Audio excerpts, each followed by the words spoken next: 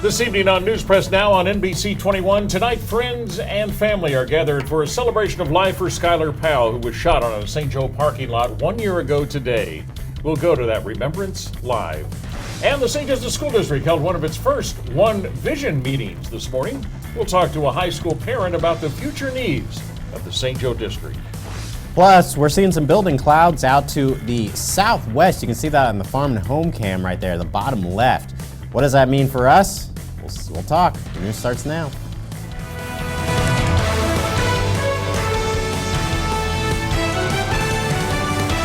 Good evening, and thanks for joining us here on NBC 21. I'm Bob Heater. And I'm Chief Meteorologist Tyler Weir. And yeah, we can see some of that building out there. You could kind of tell a difference in the air today because the winds died down, it felt like, but something in the air for sure. Huh?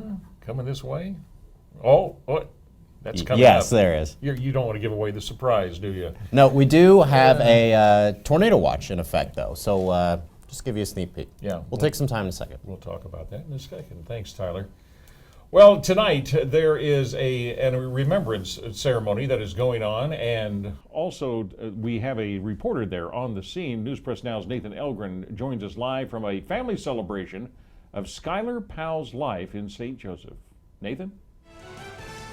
Hey, Bob, I'm here with Kobe and Vanity, who are both close friends of Skylar Powell's and both graduated from Benton High School at the same time in 2016.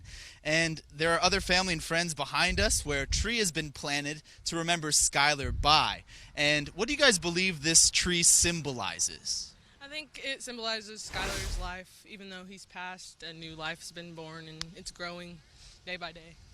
Yeah, I would say it just helps to have something of him be here with us. Absolutely. And what was Skylar like? What do you guys remember most about him?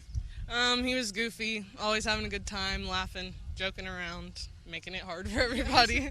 He was always smiling, always trying to help whoever else up if they were down. That's a big thing I remember about Skylar. Yeah, he seems like a wonderful guy. I wish I got to know him. And why is it important to kind of continue celebrating Skylar's life with events like this? We just want to keep his name alive and tell people to smile for Skylar. Don't let the gun violence go. We just want good things after this. We don't want nothing else like this to happen. Yeah, that's what I'd say. I'd say just to help kind of show other people what bad things can happen and just help to keep everybody up. Absolutely. And I also spoke with Skylar Powell's mom, and we'll have that interview later tonight right here on NBC 21. Back to you, Bob. All right, thanks for that report, Nathan. A plea bargain of life in prison without the possibility of probation or parole was offered to Braden Denham today. 25-year-old Denham is accused of murdering 4 family members last February near Edgerton, Missouri. Among the charges filed against him are the 4 counts of first-degree murder. The state is still considering whether they will seek the death penalty. A decision must be made prior to the trial that will begin in June. In the 19th of June, actually. If Denham's case becomes a capital murder case, it could mean the trial would then be postponed temporarily. The next stage in the St. Joseph School District's community engagement campaign kicked off today. The SJSD's One Vision Citizen Task Force held its first meeting at Empower You. The group's job is to answer 3 main questions: what's important for quality education, what support is needed, and what steps should be taken in the future to achieve those goals. Members heard a brief presentation before they broke into groups to begin their work.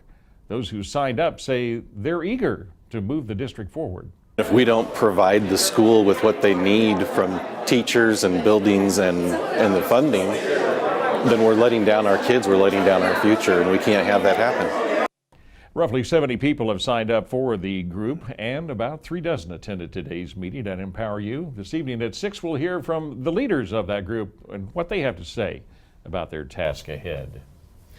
Speaking of things ahead, clouds, rain, Yeah. pestilence. Maybe. I didn't Locusts, no locusts in the forecast, is there? I don't know. It might show up. You my. Bugs sometimes show up on radar. So, no, we're not seeing any locusts. All right, so there's radar for you. I stopped it right now. Usually we're used to seeing it rotating around, just so you can see some of these areas of interest right now. Now, as of yesterday, we were talking about some more storms affecting us for the overnight hours, and as you can tell, all is pretty quiet here right now. These areas in orange are tornado watches. These areas in green are flooding concerns, flooding advisories for the St. Joseph area. Remember, Friday is going to be a very wet day, very different than what we have been dealing with. We're counting on thunderstorms. We're counting on rain. It will rain tomorrow here in St. Joe. But still, the broader view still shows a lot of the activity. It just keeps spreading and spreading down to the south. Yeah, that thing's right around the corner. That's heading our way. We do have tornado warnings, these little red boxes right there. Severe thunderstorm watches around Salina? Okay. I like having Bob there. He's always getting my names. Nonetheless, those areas are obviously getting hit pretty hard with severe weather right now. All that is tracking our way. So that's going to be keeping us busy into the afternoon. Got my cup of soup. Might even be here all night. We'll see, Bob. All right, thanks, Tyler. We'll keep up to date on the weather. One woman is dead. 22 other people are injured after a car plowed into people in Times Square in New York City today. An NYPD official says that incident is being investigated as an accident, not an act of terror. New York Police Commissioner says that the 26-year-old driver of the vehicle, Richard Rojas, was arrested shortly after the crash into the pedestrians. He's a former member of the armed forces from the Navy and has 2 prior arrests for driving while intoxicated. Witnesses say the car was out of control and driving the wrong way in the pedestrian mall before it hit several people. CBS is reporting the woman killed was 18-year-old Alyssa Elsman of Michigan. Tragically, one young woman who has passed away. The perpetrator is in custody. He's a United States citizen and a former member of the armed forces with the United States Navy. And Rojas has several arrests, as we said, for DWI-related offenses. He's been tested for alcohol and other substances, but the results were not immediately available. Missouri lawmakers will be returning to work Monday for a special session. Governor Eric Greitens announced today that he is calling lawmakers back to Jeff City to consider legislation that could make it easier to reopen an aluminum smelter in southeast Missouri, among other things. That proposal would allow the State Public Service Commission to approve special electric rates for aluminum smelting and steelwork facilities, which require a lot of electricity. Supporters hope that the new legislation will bring up to 500 jobs to the area by making it more cost-effective for new owners to operate that facility. President Trump was pushing back today, speaking to reporters for the first time after the Justice Department appointed a special counsel to handle an investigation into possible campaign ties to Russia. Blaine Alexander tells us the latest tonight from Washington.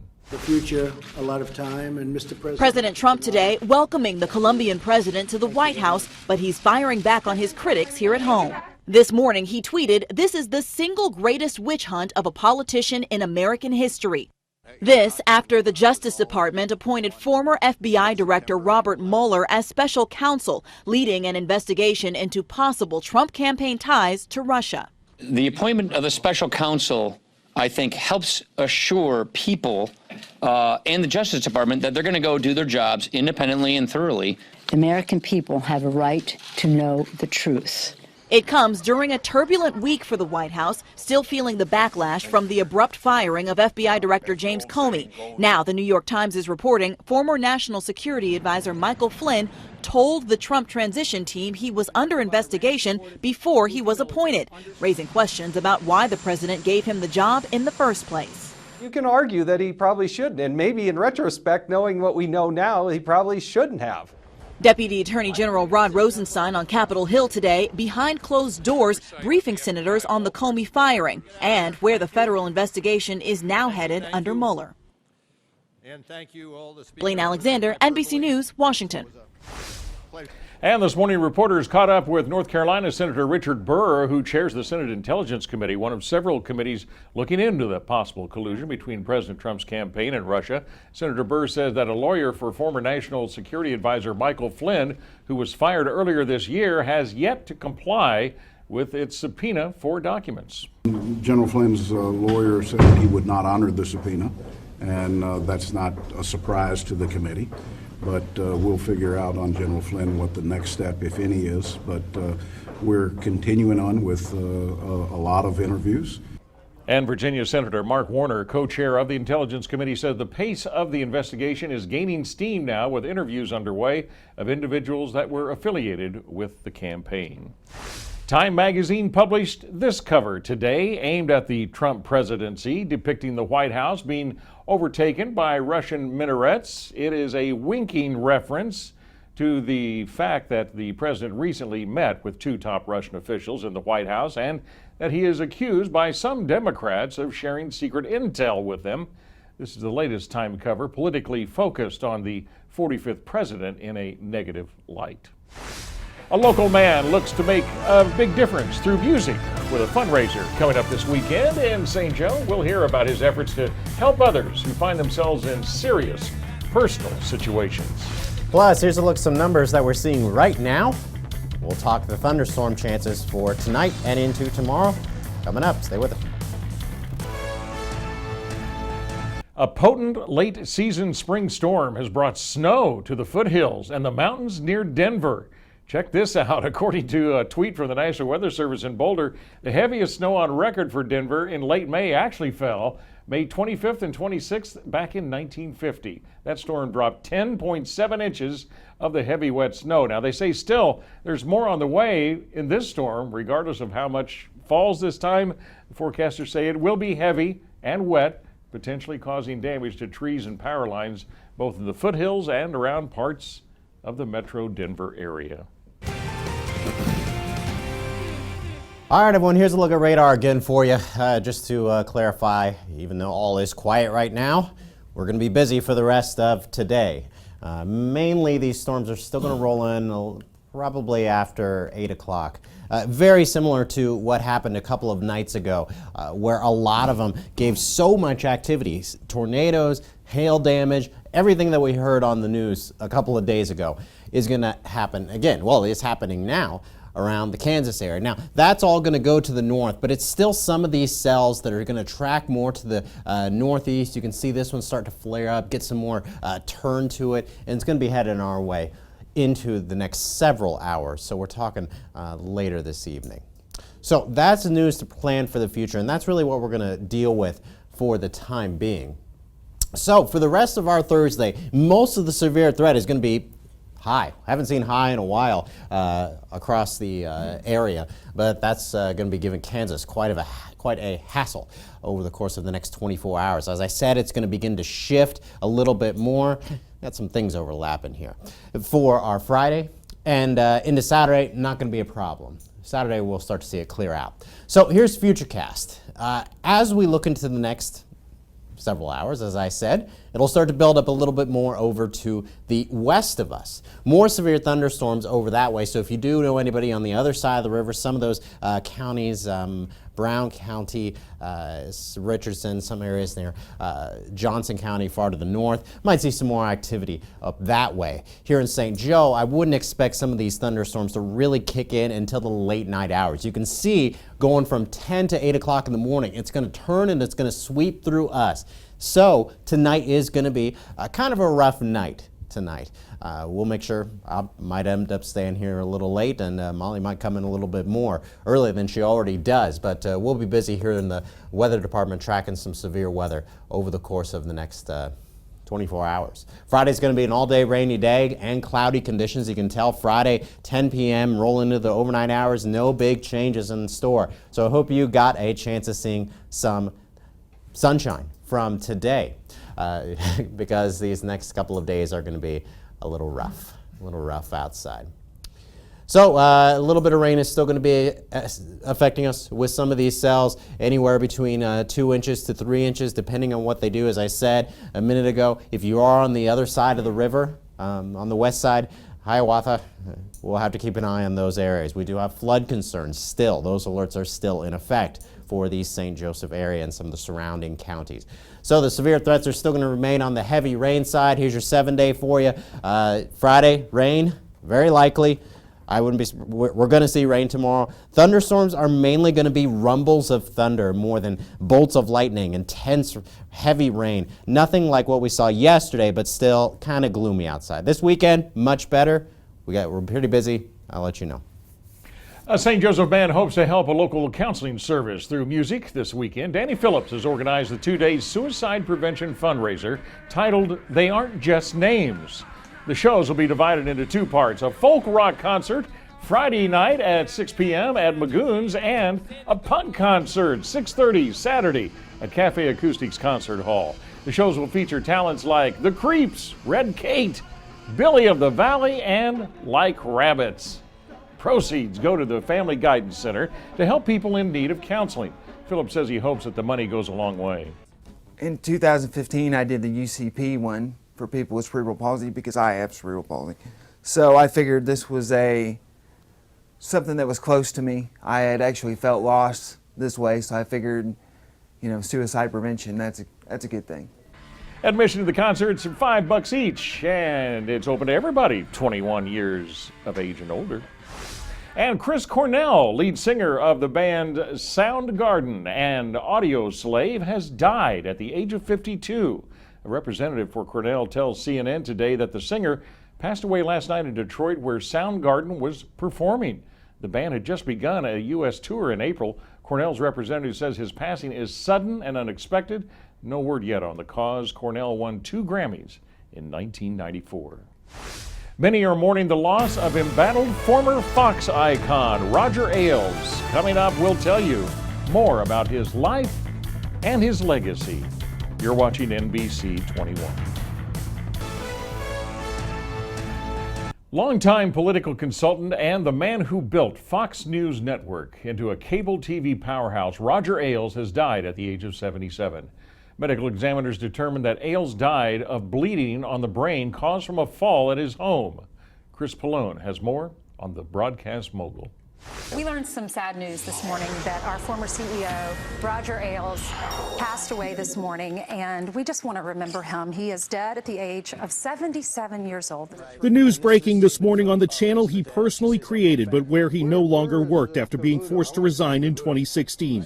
Roger Ailes, once called the loudest voice in the room, has died. Ailes was a longtime political consultant and television producer. In the 60s, he helped Richard Nixon master the emerging medium of television. Rupert Murdoch tapped Ailes to create a cable news channel in 1996. Ailes launched Fox News, which quickly became a ratings juggernaut and a powerful force in American politics, a make-or-break kingmaker for conservative candidates in the U.S. No one changed politics more with a single medium than Ailes. He took television to the political space. His wife called Ailes a patriot, profoundly grateful to live in a country that gave him so much opportunity to work hard, to rise, and to give back. But after 20 years of success and ratings dominance at Fox News, Ailes was forced to resign.